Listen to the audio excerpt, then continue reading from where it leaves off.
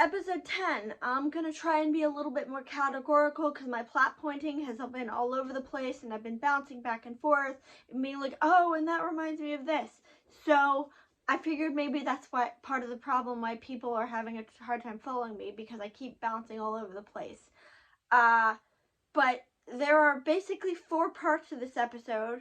The first part is that we meet Victor Stone, aka Cyborg. And he's Victor Stone right now because he becomes Cyborg later in the series. And he has a very bad relationship with his father because his father is a workaholic who's neglectful and who is more concerned about his research than his son. And Victor is like, I hope to see you at my football game tonight. And his father's like, oh, I'll be there. And you can tell he's being very dismissive and that he's not actually going to go. As we see later in the episode where I keep calling him Cyborg on instinct because Victor Stone is Cyborg. But as of right now, he's Victor Stone. Victor doesn't even get a text from him. He gets no notification. And his father is working on some kind of chip, as we can see at the end of the episode. So we know that this is going to end badly for Cyborg if you know Cyborg's story and where his powers came from. Or at least in this continuity. I don't know if his continuity in every single story is the same. I don't know if they change it in the new 52. But in original continuity, one continuity, this one, his father is the reason he ends up as Cyborg, but we will get to that later. Second point to this episode is Batman, Katana, and Metamorpho, who is basically the hero's version of Clayface because he can mold himself and stretch himself and become liquid, basically. He can't turn into other people, but I kind of wish you could. But they go to, I believe it's Santa Prisca, the island mentioned in the last episode, where they have intel that the Light/the Reach are working, and they are training new soldiers, including Cassandra on this island. And we officially meet Slade, aka Deathstroke, and we also officially meet Lady Shiva, although I think we met Lady Shiva yesterday. But we also get confirmation officially that Tara is alive. They don't call her Tara.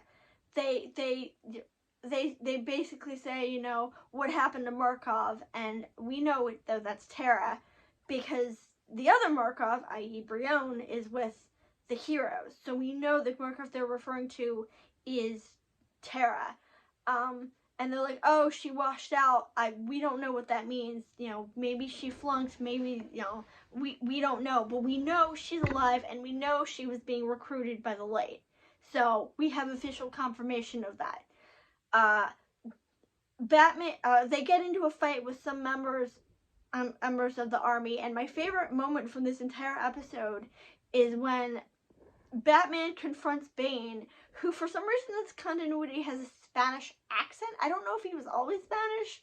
And initially, I confused him for Lobo because I was like, wait, he's back? Oh, no, that's Bane. Why is he Spanish? Or maybe it's not even Spanish. He has an accent, and I don't know where it's supposed to be from.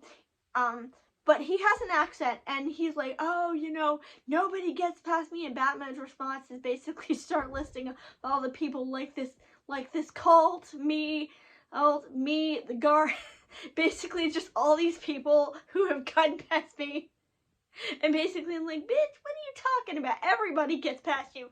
That was so funny. I had to pause the episode and burst out laughing because that was so savage, and I love it. And I wish we got more of that snarky savage Batman in this show, or in any show, mind you, because snarky savage Batman would be awesome.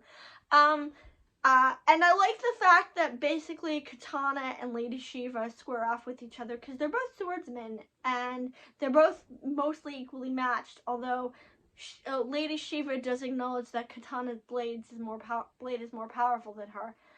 I don't remember who Metamorpho fights. He fights someone. I think he fights Slade, but anyway, there's that. And then there's also the fact that the heroes are still training. And we still get more about, Rion wants to go and find his sister, and their, sister, and Nightwing is like, no, you need to calm down, and it's more of that back and forth. I'm worried that's gonna get to be really annoying with how much they're doing that. I get the point they're trying to make, like, please move on to something else. Also, one thing to note, which I love, is the fact that Fred's shell is growing back slowly. I figured it would cut to this episode and he would immediately have a new shell, but no. We see the little bits and pieces of his shell as it reforms. He's still pink and gooey, but we can see on him that his shell is reforming. I think that is awesome, and I think that is a really cool concept, and that's just so, I'm sorry, it's the minor things, that's just so cool to me. It's such a good plot detail. I also like the fact that Jefferson acknowledged that Dr. Jace calls Brion and Violet her kids, which is very, very cute, because it acknowledges that, well, she screwed up, and she's probably going to screw up again later on.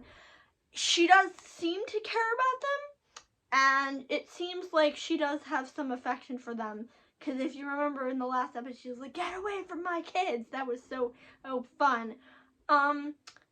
Also, there's a potential sex scene between Superboy and Megan, but, we don't actually see anything, but I thought it was cute that they were being flirty together. I don't think there's anything else. We've established where the Light and its army is. We've established Cyborg as a character. We've established that Dr. Jace and Jefferson are becoming a couple, even though I don't really care about that. We've also established that Brion and Violet are starting to show a thing, and honestly, that's my favorite thing of this series. It's super cute. And that's basically it for this week, or today. I'm trying not to say this week because I'm doing this on a daily basis, but I like this episode. I thought it introduced some really neat concepts, although I think the part with the Kira's training is starting to get a little bit tedious. So, tomorrow, episode 11, we're almost halfway through.